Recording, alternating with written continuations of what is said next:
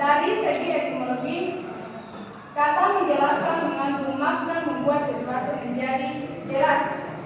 Dalam kegiatan menjelaskan mengandung makna pengkajian informasi secara sistematis, sehingga yang menerima penjelasan mempunyai gambaran informasi yang jelas tentang informasi yang sudah diketahui dan informasi yang baru.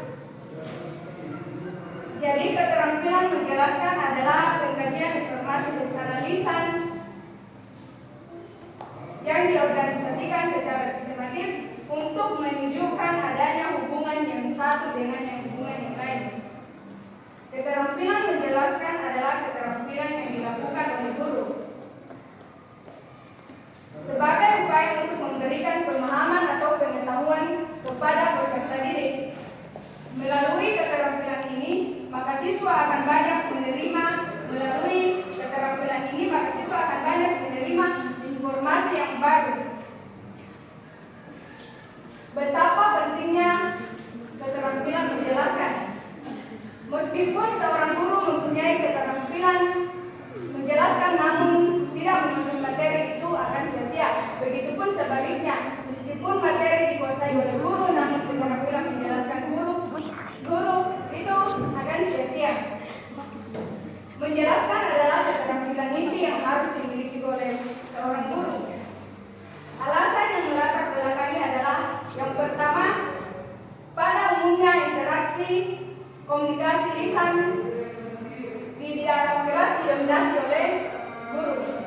Yang kedua, sebagai kegiatan guru adalah informasi. Oleh karena itu, efektivitas pembicaraan perlu ditingkatkan. Penjelasan yang diberikan guru sering tidak jelas bagi siswa dan hanya jelas bagi dirinya sendiri. Sumber informasi yang tersedia yang dapat dimanfaatkan oleh siswa sangat terbatas. Guru sering tidak dapat membedakan antara menceritakan dan menjelaskan.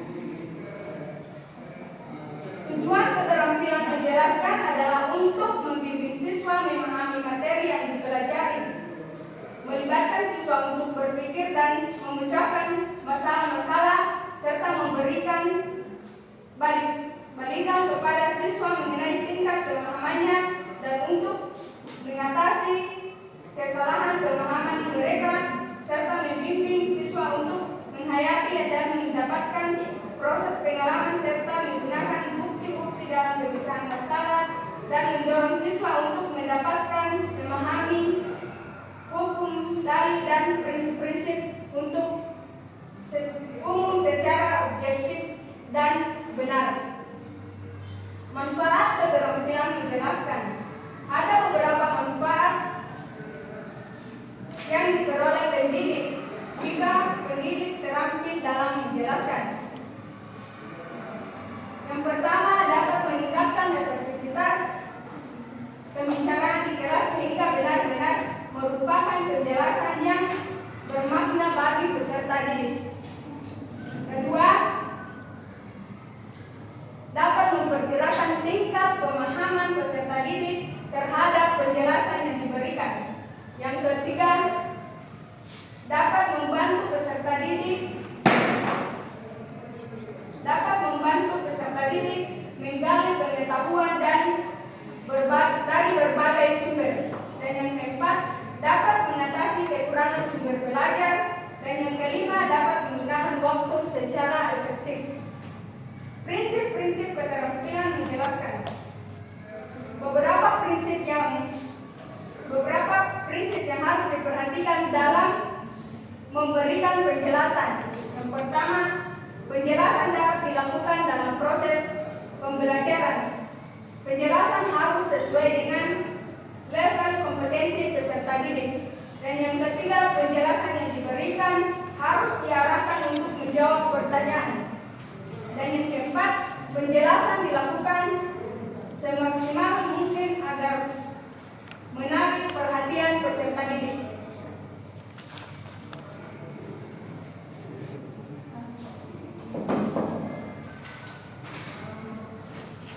Berikutnya yaitu komponen-komponen keterampilan dalam menjelaskan.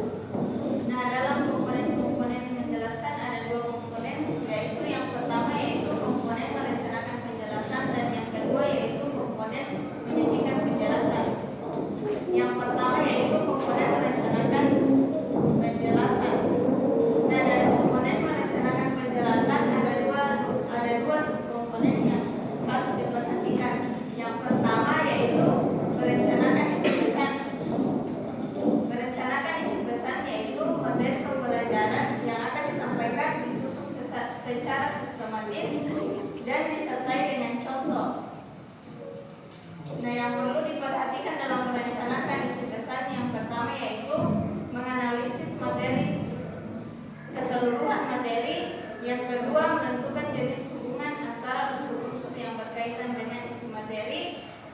ketiga yaitu menggunakan hukum, rumus, dan generalisasi sesuai dengan materi yang telah ditentukan. Subkomponen yang kedua yaitu menganalisis karakteristik peserta didik. Nah, di sini yang perlu diperhatikan yaitu bagaimana kesiapan peserta didik dalam menerima penjelasan. Agar penjelasan sesuai dengan karakteristik peserta didik, ada 3 pertanyaan yang perlu dijadikan sebagai pegangan dalam merencanakan penjelasan. Yang pertama yaitu apakah penjelasan tersebut sesuai dengan kebutuhan peserta didik. Yang kedua yaitu apakah penjelasan tersebut memadai. Dan pertanyaan yang ketiga yaitu apakah penjelasan tersebut sesuai pengetahuan dan perkembangan peserta didik. Kemudian komponen yang kedua yaitu keterampilan menyajikan penjelasan. Nah, ada beberapa subkomponen dalam keterampilan menyajikan penjelasan. Yang pertama yaitu kejelasan, di mana memberikan penjelasan harus memiliki keterampilan berkomunikasi secara lisan dan penyampaian materi itu harus efektif. Yang kedua yaitu penggunaan contoh dan ilustrasi. Agar pembelajaran menarik dan dapat mudah dipahami oleh peserta didik, kita harus menggunakan contoh. Ada 2 pola pemberian contoh. Yang pertama yaitu pola induktif, yaitu memberikan contoh terlebih dahulu baru menjelaskan materi. Kemudian pola yang kedua yaitu pola deduktif, yaitu menjelaskan materi kemudian disertai dengan contoh. Yang ketiga yaitu pemberian tekanan. Pemberian tekanan, pendidik harus memberikan tekanan pada inti dari masalah atau materi yang dijelaskan. Pemberian tekanan dapat dilakukan melalui 2 cara, yaitu mengadakan variasi gaya belajar, dan yang kedua yaitu struktur sajian. Kemudian yang keempat yaitu balikan atau umpan balik. Saat kita menjelaskan, kita harus memperhatikan peserta didik kita mulai dari gerak-geriknya agar kita dapat mengetahui bahwa apakah peserta didik itu sudah mengetahuinya, dan juga kita bisa memberikan pertanyaan kepada mereka atau memberikan kesempatan kepada peserta didik untuk bertanya. Nah, di sini dapat terjadi umpan balik antara pendidik dan peserta didik. Kemudian komponen keterampilan menjelaskan menurut si Hotang dan Sah. Yang pertama yaitu gerakan dan gaya mengajar bervariasi. Yang kedua, intonasi guru yang bervariasi. Yang ketiga, mengadakan perubahan isyarat mimik. Yang keempat, melayangkan pandangan kepada peserta didik. Pandangan mata ditujukan pada peserta didik. Berikutnya yaitu indikator penilaian dalam keterampilan dasar menjelaskan. Nah, di sini yang perlu diperhatikan yaitu menggunakan bahasa yang baik dan benar, menggunakan bahasa yang baik, suara penjelasan itu menuju ke penjuru jelas, volume suara bervariasi, dan dilakukan secara efektif. Kemudian kriteria keterampilan menjelaskan. Kriteria yang perlu diperhatikan dalam menjelaskan yaitu yang pertama terstruktur.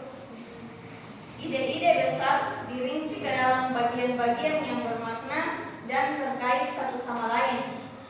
Yang kedua jelas, yaitu suara harus jelas dalam menyampaikan materi kepada peserta didik. Yang ketiga yaitu ringkas, memberikan informasi yang penting saja dalam waktu yang singkat. Yang keempat yaitu menarik, penjelasan yang menarik, mampu diikuti oleh peserta didik dengan baik. Yang berikutnya yaitu 5 hukum komunikasi yang efektif. Yang pertama yaitu respect, yaitu sikap hormat dan menghargai peserta didik. Yang kedua yaitu empati, di mana kemampuan guru beradaptasi dengan peserta didiknya. Yang ketiga yaitu audible, yaitu dapat didengarkan atau dimengerti dengan baik. Yang keempat yaitu clarity, yaitu kejelasan dari mata pelajaran yang disampaikan oleh guru. Yang kelima yaitu humble, yaitu sikap yang rendah hati. Kemudian indikator keterampilan menjelaskan yang pertama yaitu orientasi atau pengarahan pada pokok bahasan. Yang kedua yaitu penggunaan bahasa yang sederhana, jelas, dan ringkas. Yang ketiga penggunaan contoh yang relevan. Yang keempat penggunaan ilustrasi. Yang kelima penekanan pada hal-hal pokok atau hal-hal inti materi. Yang terakhir yaitu memberikan sebuah umpan balik.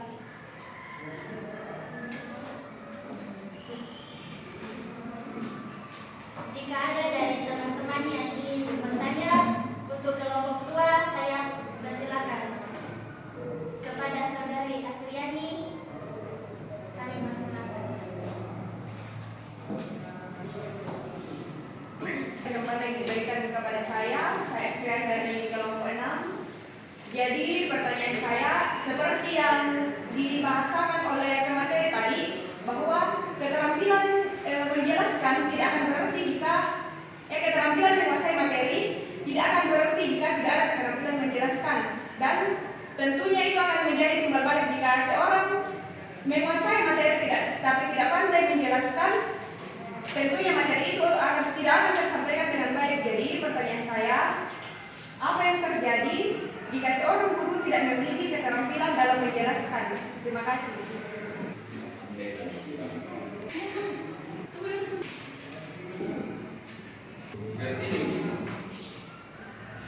Jika masih ada pertanyaan, kami persilakan. Untuk saudara Seprianti. Untuk Seprianti kami persilakan. Terima kasih atas kesempatan yang diberikan kepada saya. Saya Seprianti dari kelompok 6. Langsung saja pertanyaan saya. Apa yang dapat dilakukan oleh guru agar siswa dapat membedakan antara menceritakan dan memberikan penjelasan? Jika masih ada pertanyaan, kami persilakan. Istri, kami persilakan. Baik, terima kasih atas kesempatan yang diberikan kepada saya. Pertanyaan saya itu bagaimana pengaruh dari kriteria pembelajaran yang menarik bagi hasil belajar siswa atau dalam proses pembelajaran? Terima kasih. Terima kasih atas pertanyaannya. Kepada kelompok 2, kami berikan waktu untuk menjawab. Untuk kelompok 2, kami persilakan untuk menjawab pertanyaan. Baik, terima kasih. Pertanyaan di sini saya akan menjawab pertanyaan yang pertama. Yaitu pertanyaannya, apa yang terjadi jika guru tidak memiliki keterampilan menjelaskan? Jadi yang terjadi jika guru tidak memiliki keterampilan menjelaskan, itu akan berdampak kurang baik kepada siswa, di mana siswa akan tidak paham dengan apa yang dijelaskan oleh guru, dan materi yang disampaikan tidak akan tersampaikan dengan baik, dan pemahaman peserta didik akan berkurang. Sekian. Apakah saudara Asriani mengerti?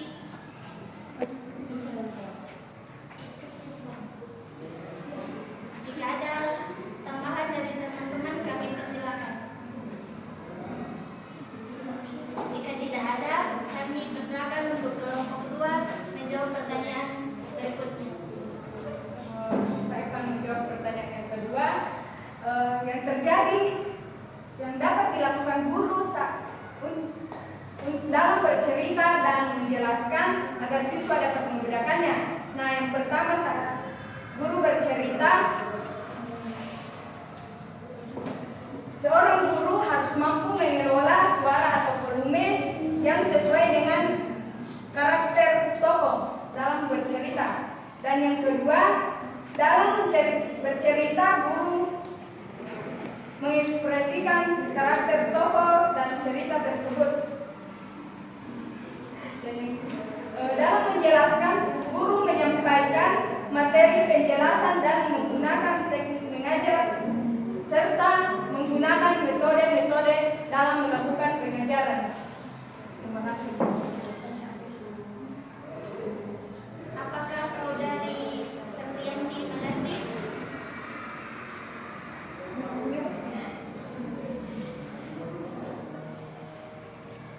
Oke, saya jelaskan lagi. Yang dilakukan guru agar siswa juga dapat membedakannya saat bercerita. Guru dalam bercerita dan menjelaskan harus mengelola suara atau volume. Dan yang kedua, dalam bercerita seorang guru harus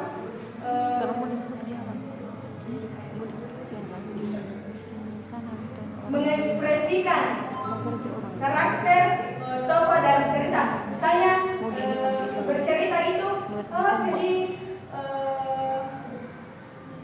misalnya seorang guru menyuruh siswa untuk bercerita. Oh iya, jadi ceritanya ini tadi dan ini begini begitu. Jadi Apakah sudah dipahami?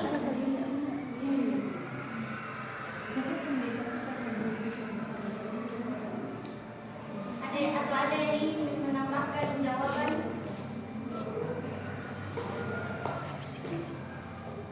Tambahkan ke jawaban ibunya.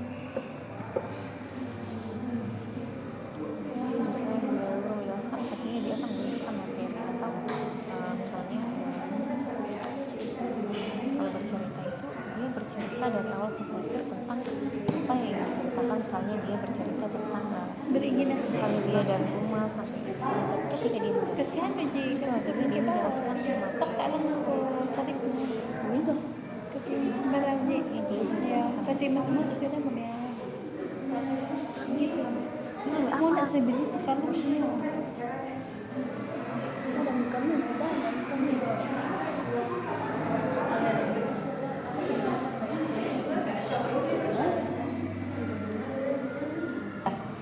Kepada kelompok 2, kami persilakan untuk menjawab pertanyaan ketiga.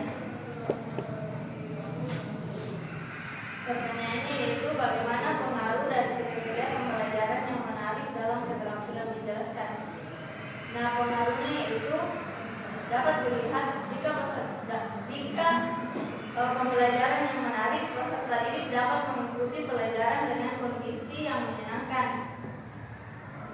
Dan yang dapat dilakukan yaitu mengadakan pembelajaran yang bervariasi dan dapat diselingi dengan humor agar peserta didik tetap rileks.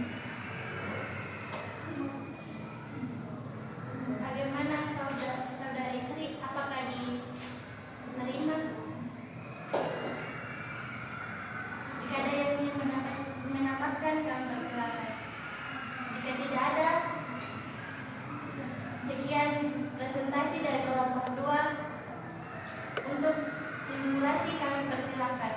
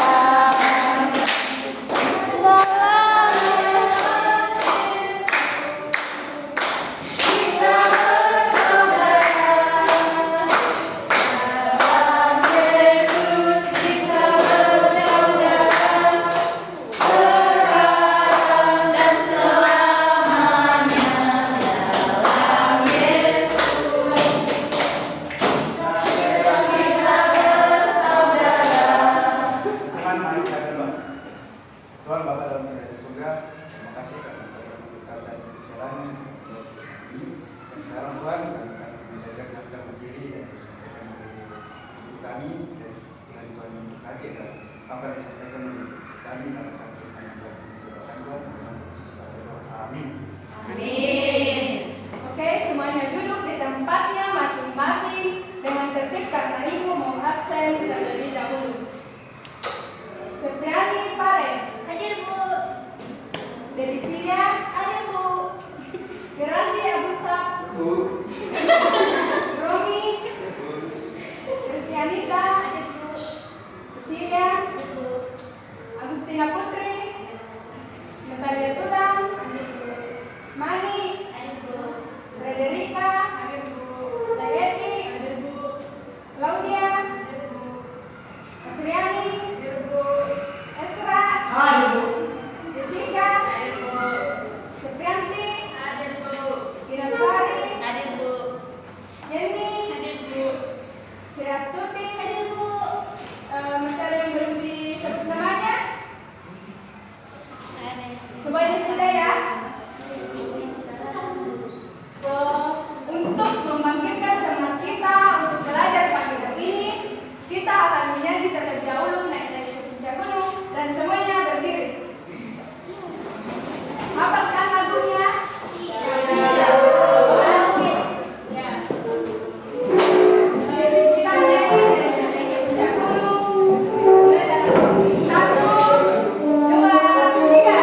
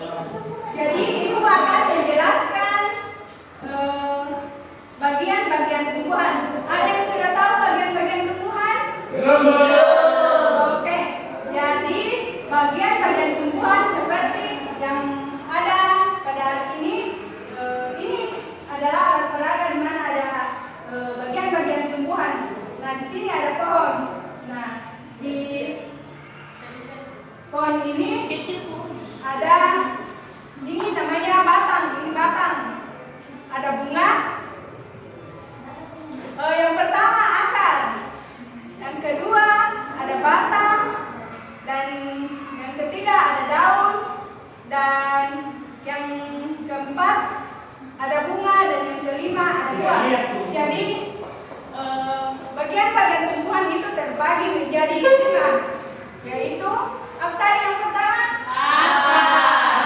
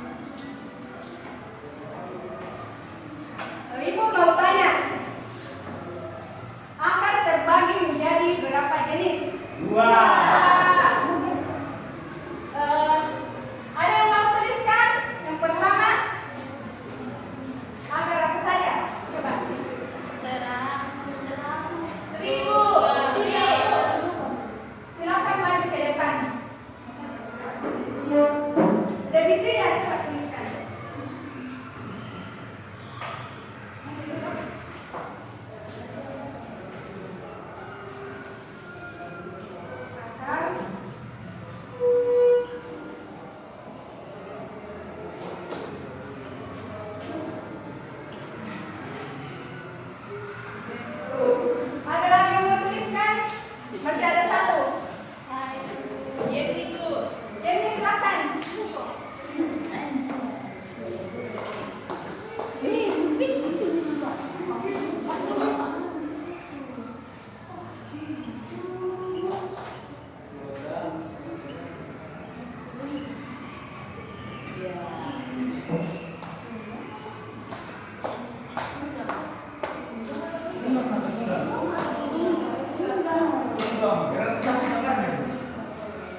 Jadi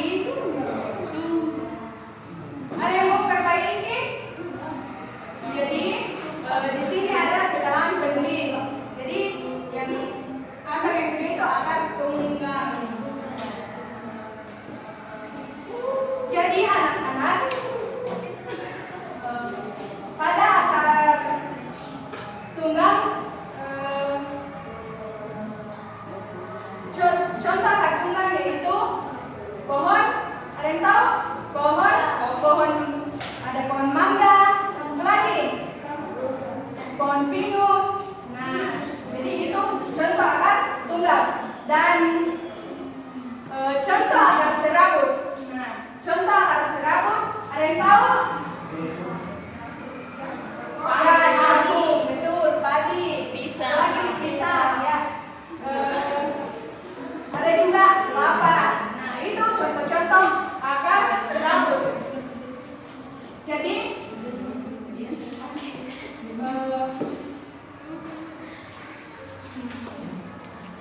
nah, kalau akar serabut itu dari pangkal batang terbagi menjadi akar-akar cabang yang ukurannya lebih kecil.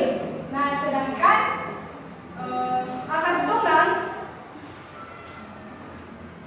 memiliki akar utama dari pangkal batang.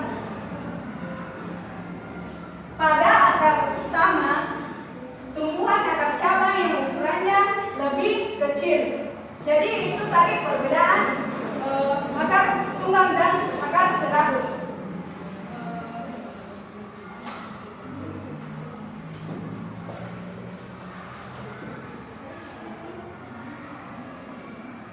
Baik, kita lanjutkan materi kita tadi.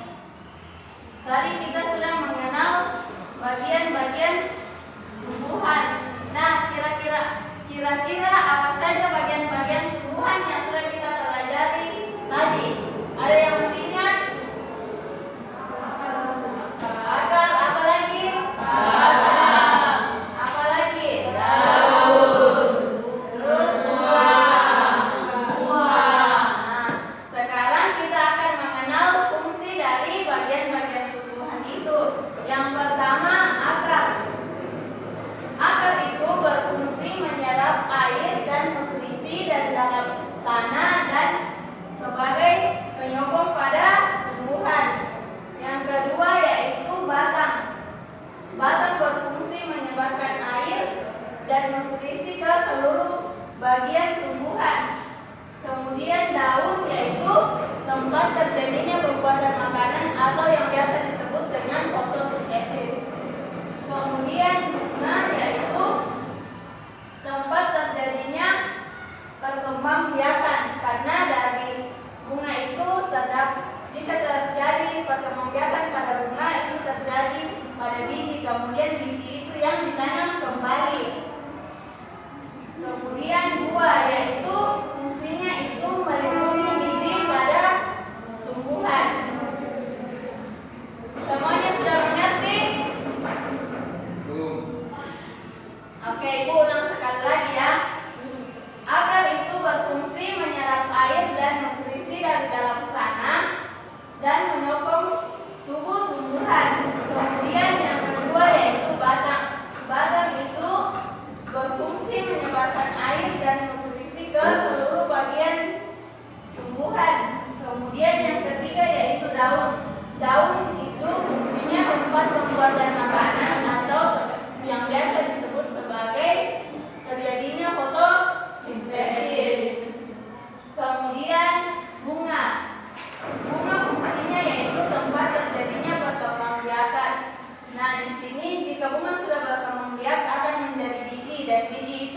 yang ditanam kembali. Kemudian yang terakhir yaitu buah. Buah fungsinya yaitu melindungi biji pada tumbuhan. Nah, sampai di sini semuanya sudah mengerti? Nah, jika belum, satu orang maju ke depan, tunjukkan apa fungsinya ini berpasangan dengan apa.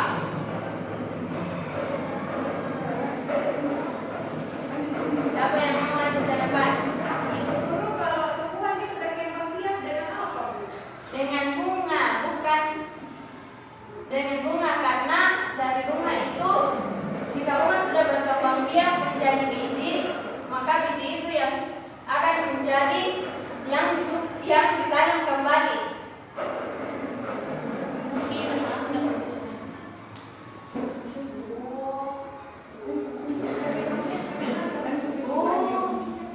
Jadi bunganya Itu dong, Pak. Ini umur dari kenapa begitu bisa berkembang biak?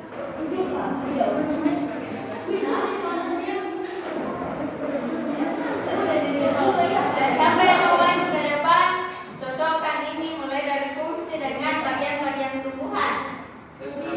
Jessica. Claudia itu bisa. Oh, Claudia maju ke depan. Ayo maju.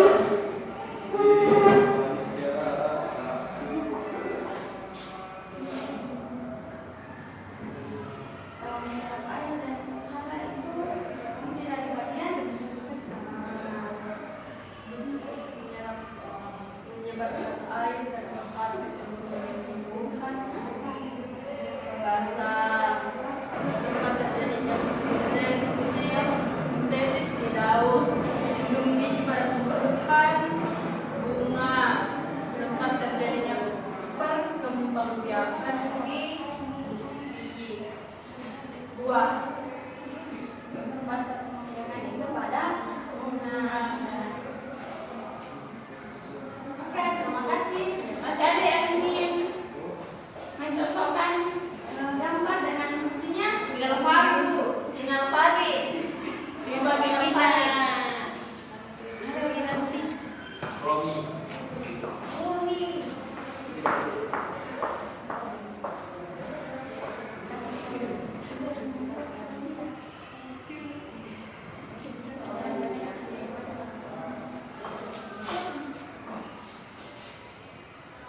Fungsi akar yaitu menyerap air dan sehara. Lanjut, fungsi batang yaitu menyebarkan air dan sehara ke seluruh bagian tumbuhan. Daun yaitu tempat terjadinya fotosintesis. Bunga tempat terjadinya perkembangbiakan, dan buah melindungi biji pada tumbuhan.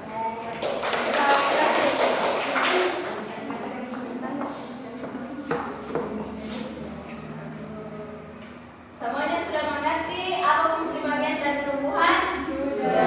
Oke, semuanya sudah mengerti. Ibu akan tanya apa saja bagian-bagian dari tumbuhan. Satu orang maju ke depan. Jessica. Romi. Romi. Oh, laki-laki lagi. Romi.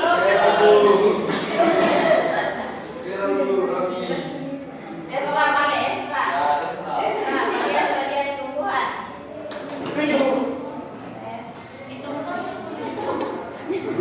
Apa lagi?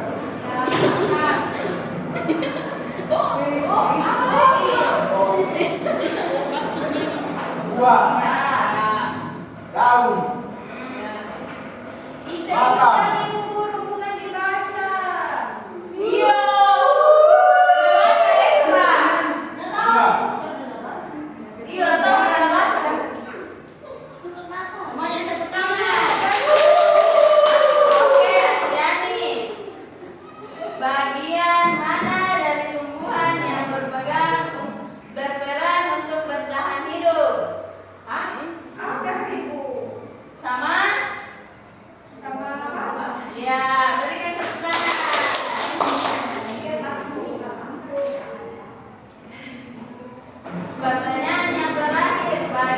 dari mana tumbuhan yang berperan untuk berkembang biak? Bunga. Nah, ada yang ingin bertanya? Jika tidak, Tentu saja jenis-jenis daun.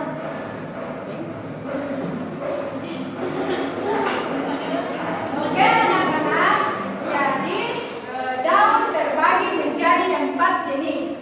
Yang pertama daun menirip, yang kedua daun menjari, dan yang ketiga daun melengkung, dan yang keempat daun sejajar. Ada yang tahu contoh daun menirip? Geraldi, ada yang contoh daun menirip apa? Daun? Ya betul, daun mangga. Jessica, apa lagi? Ya betul, daun kopi.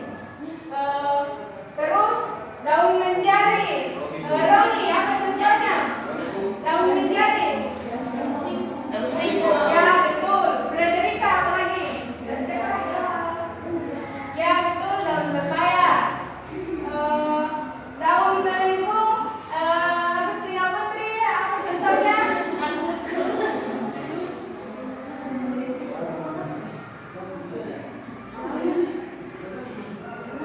Ya betul, daun jagung. Mari, apa lagi? Ayo. Daun apa lagi? daun tebu. Daun melengkung. Daun tebu. Ya betul, tebu. Daun sejajar. Gina Fari, apa? Daun sejajar. Semuanya tenang, nanti kalau tidak tenang ibu tidak kasih pulang ya.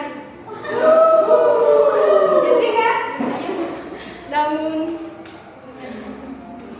apa gitu? Daun sejajar. Ayo. Apa? Daun kelapa. Daun kelapa, sudah betul? Ya betul. Sepriani. Seprianti. Coba sebutkan daun sejajar. Coba. Kalau di luar lihat pohon atau tumbuhan. Nah, yang mana itu?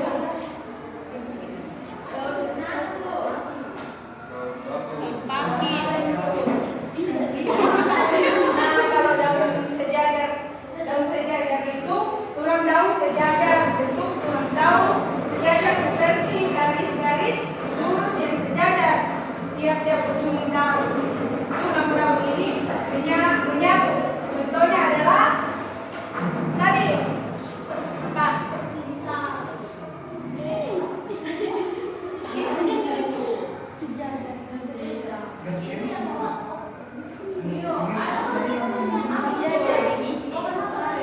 Daun pisangnya ini termasuk.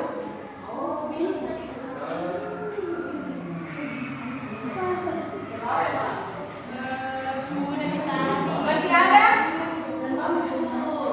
Dan bambu, ya betul. Oke.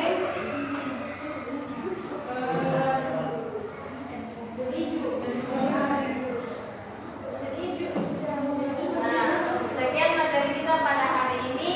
Sebelum kita pulang, siapa yang mau pimpin kita dalam doa?